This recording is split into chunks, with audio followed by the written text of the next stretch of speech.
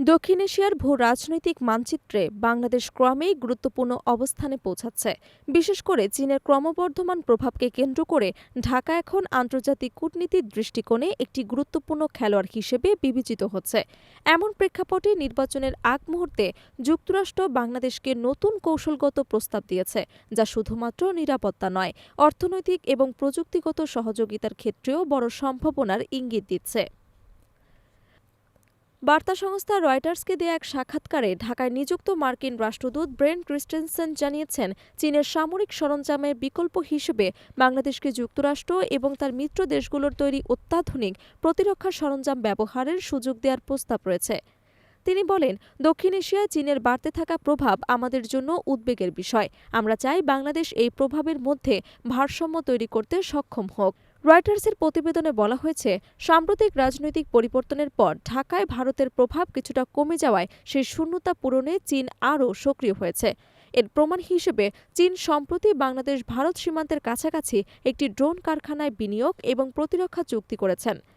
পাশাপাশি বিদেশি কূটনীতিকদের মধ্যে উদ্বেগ সৃষ্টি করেছে চীন ও পাকিস্তানের যৌথভাবে তৈরি JF-7 থান্ডার যুদ্ধবিমান কেনার সম্ভাবনা।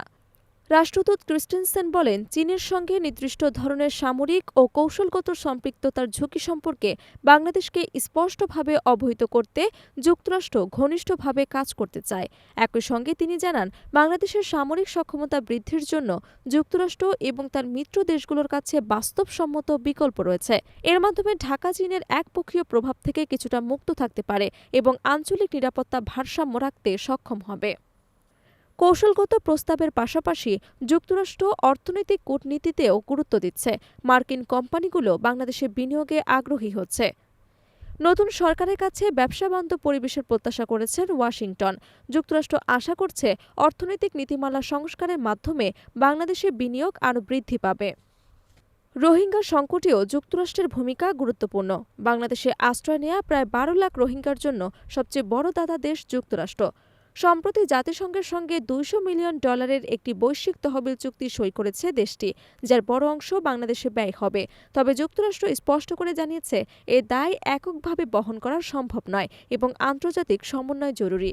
সব মিলিয়ে নির্বাচনের আগ মুহূর্তে ওয়াশিংটনের বার্তা স্পষ্ট, বাংলাদেশের ভবিষ্যৎ সরকার যেই হোক না কেন, ভূ রাজনীতি, নিরাপত্তা এবং অর্থনীতিতে দেশটিকে পাশে রাখতেই স্বয়ংক্রিয়ভাবে যুক্তরাষ্ট্র কাজ করছে। বিশেষজ্ঞরা মনে করছেন, চীনের ক্রমবর্ধমান প্রভাব এবং ভারতের আঞ্চলিক অবস্থানের পরিবর্তনের মাঝে বাংলাদেশ একটি কৌশলগত ভারসাম্যের কেন্দ্রবিন্দু হয়ে উঠেছে।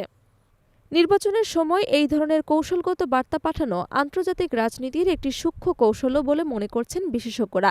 দক্ষিণ এশিয়ার স্থিতিশীলতা এবং শক্তির ভারসাম্য রক্ষায় বাংলাদেশের ভূমিকাকে এভাবে আরও স্বয়ংক্রিয়ভাবে অন্তর্ভুক্ত করতে চায় ওয়াশিংটন।